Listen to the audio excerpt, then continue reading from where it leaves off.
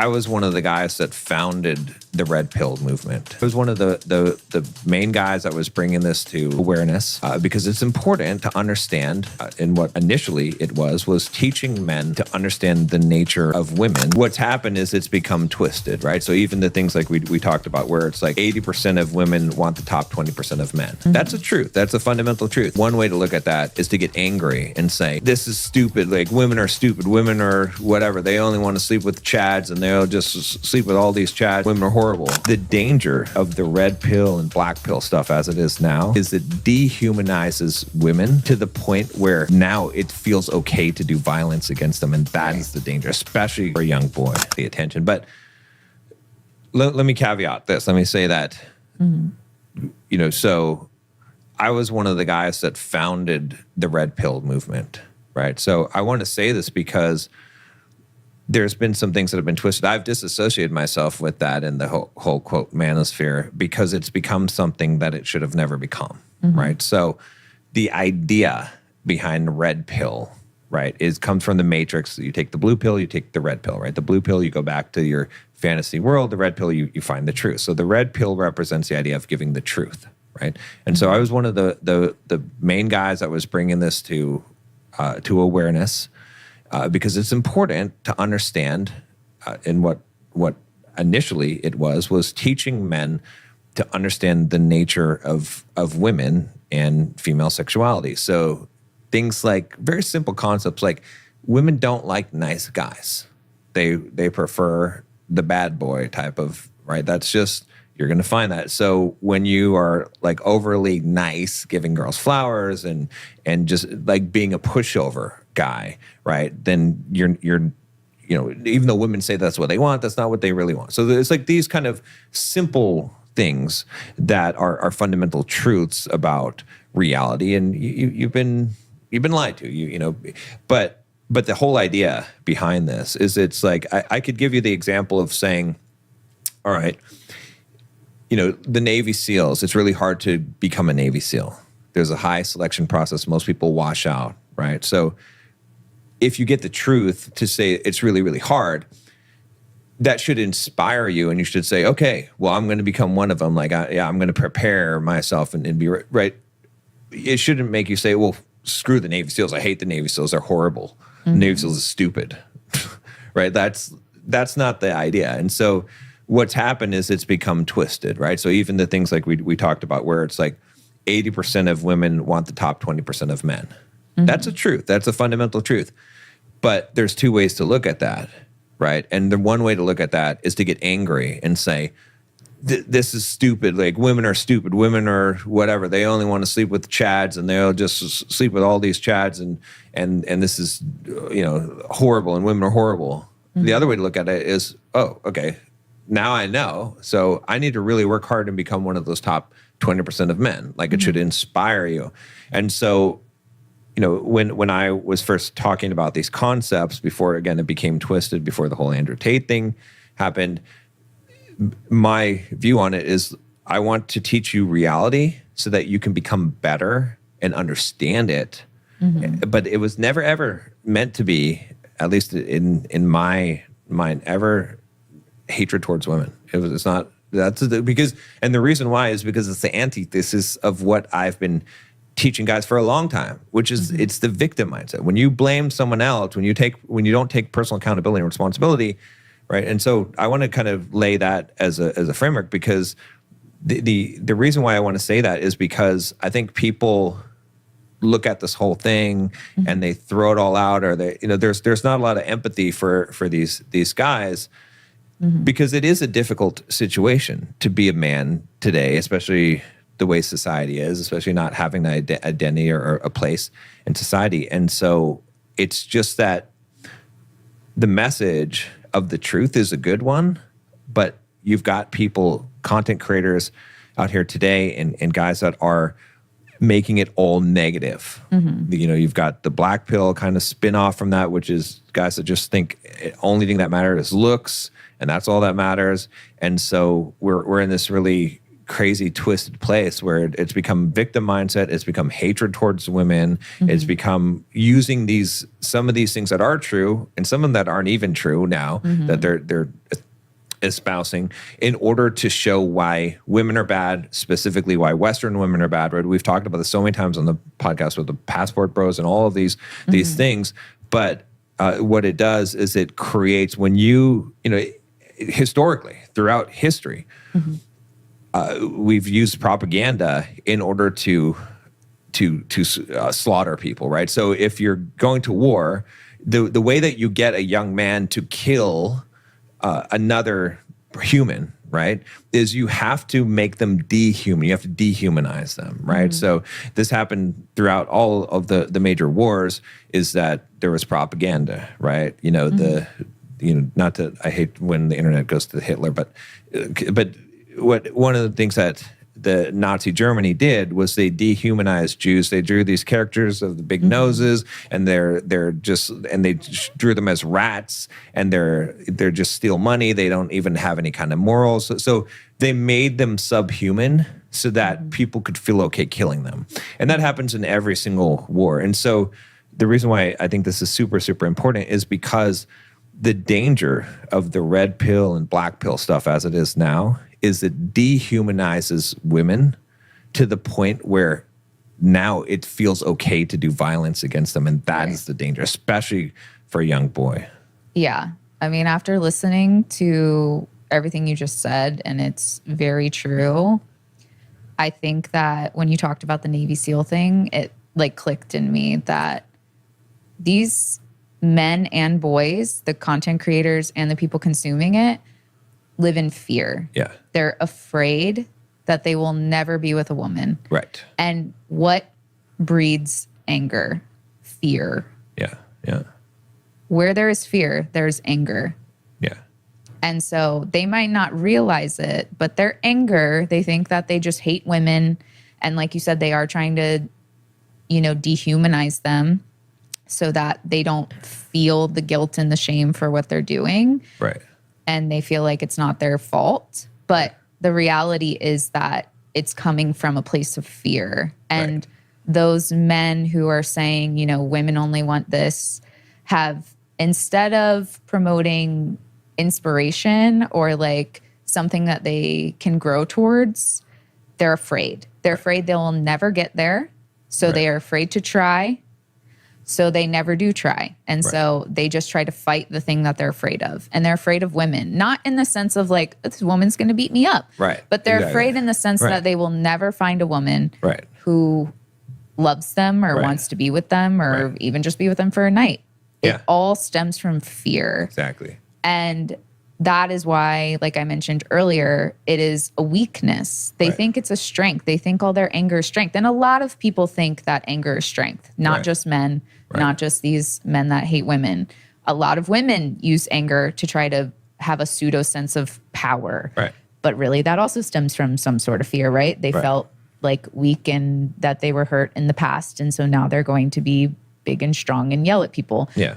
So I think if we get to like the root of the things like you talked about and realizing that it's coming from a place of fear and that these men are living in a place of fear, whether they know it or not, that maybe we can help them get to a point where they're inspired to better themselves rather than hearing a hard truth like that and then being defeated. And a lot of it too, unfortunately, with the generation coming up, they're already afraid of failure. And that's why I think like this show that this 13-year-old boy stabbed this girl, it's not that far-fetched because this generation coming up cannot deal with failure. They cannot. And so when they already can't deal with failure and then they hear, like boys hear that, well, you're going to fail no matter what you do. At 13, they're not even going to try. They've already given up at 13 years old because they can't handle the failure. They can't handle even trying and being rejected. Well, yeah, and they're brainwashed with a fixed mindset because the key problem is, and I think this is an important distinction, is that the content creators right now that are creating the quote red pill and manosphere content, they are not preaching a growth mindset. They are telling you that women want chads, and being a chad is a genetic thing.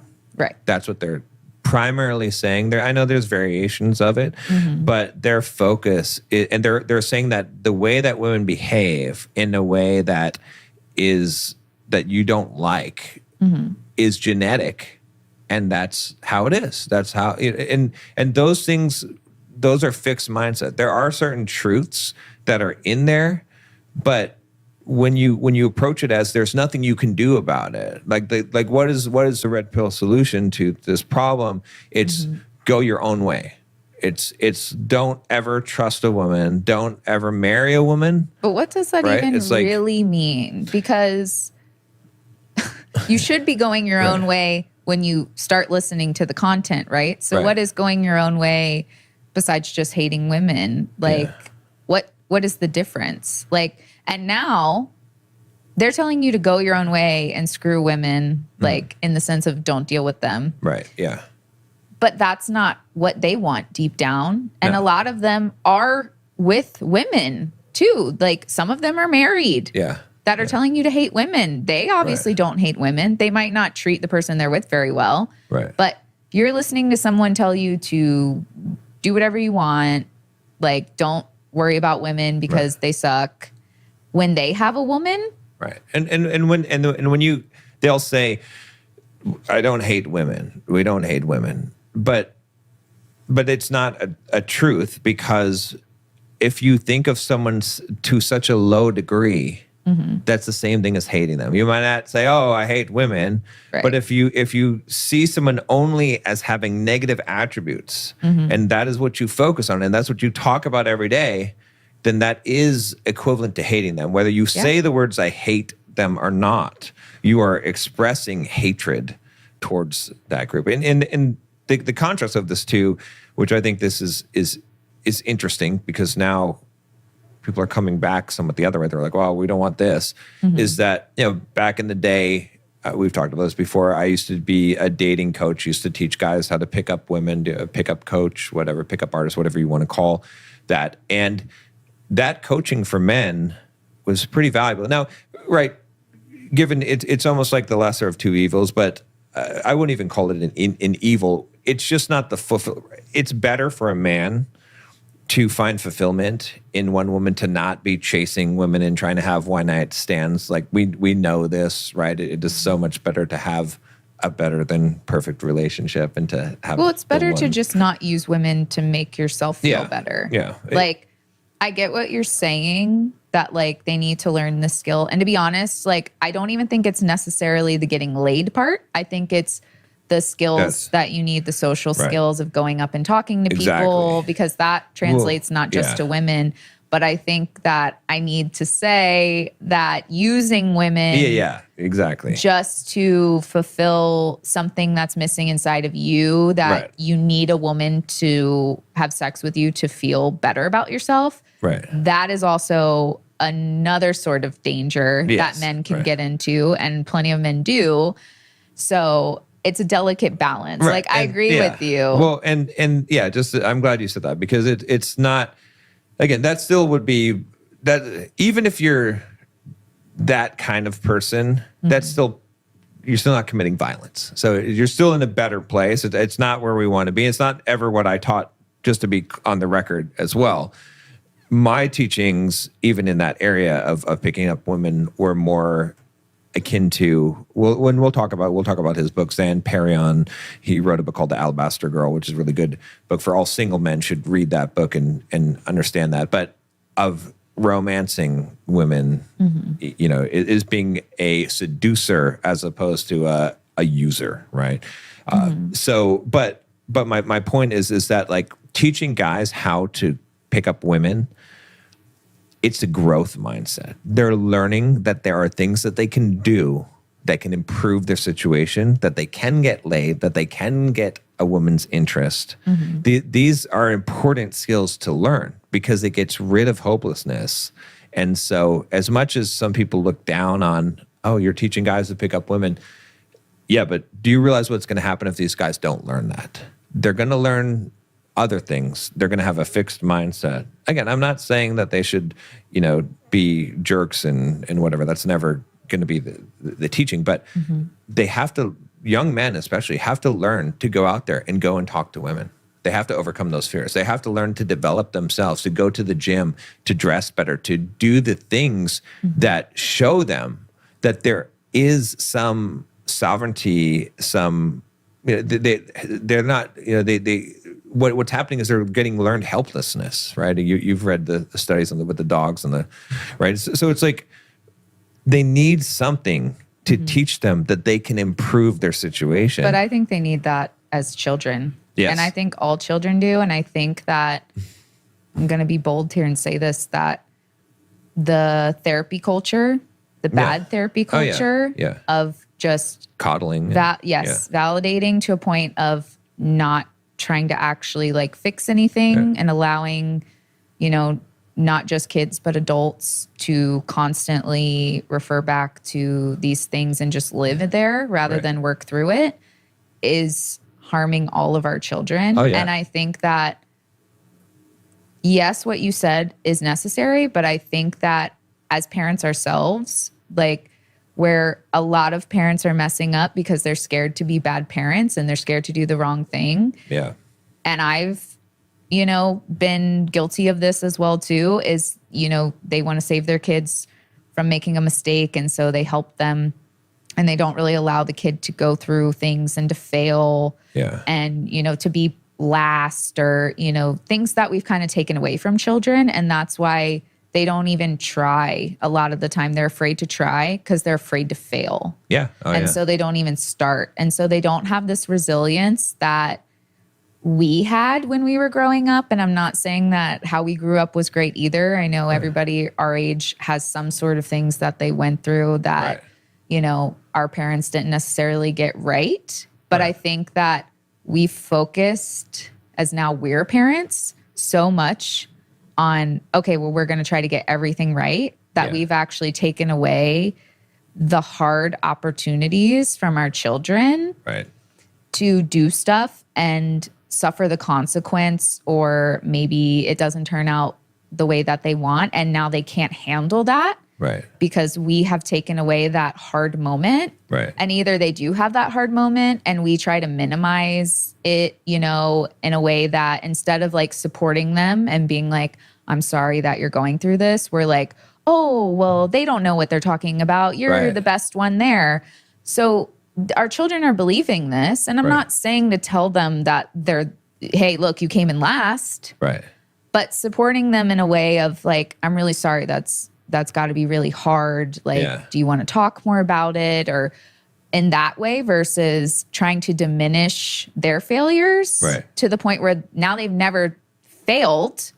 Because in their mind, it didn't make sense. The other people were wrong. Like they're not their fault. And then now when they like are in a disagreement or something like this happens, they can't handle it or they deny the reality because we've also helped them deny the reality by telling them, oh, they don't know what they're talking about. And I think like after watching this and, being parents ourselves, that I'm not saying make it harder for your kids by any means, but I'm saying that we need to learn how to support them through the hard things and in a way that doesn't diminish their journey to resilience. Because so many kids, not just these boys, but so many kids from a very young age can't handle failure. And this is just another failure in these boys' minds. They're failing to be the men that women want. And so they're not even going to try to be that. And it's out of their control because it's genetic. They are the incel. That's just what they are. That's the thing. It's like you saw what happened when, we had the thing, I don't know if we talked about it on the podcast, but a couple of months ago or so with our daughter, where she was saying something about, I won't get into the details, but I told her, no, it is your fault. And she erupted. It was a blow up. Because, it's just foreign. Like, no, it is your fault. It's like, I'm not mad at you. It's not a big deal. Like, it's like, it can be, but it is not someone else's fault. You're the one. It's your fault. And that's the message that children need to be able to have in order They to do. So have, that have they can resilience. have the So they- growth yeah, mindset, right? yeah, Like, because if you don't think anything's your fault, Right. why do you need to change? Why Right. do you need to grow? You're good. You're always winning. Even when you lose, you're always winning. So Yeah. why do you need to do anything because differently? because it's taking responsibility Mm-hmm. is the first step to actualization, to realizing that you have control. You're actually Right. powerless when you blame. Right.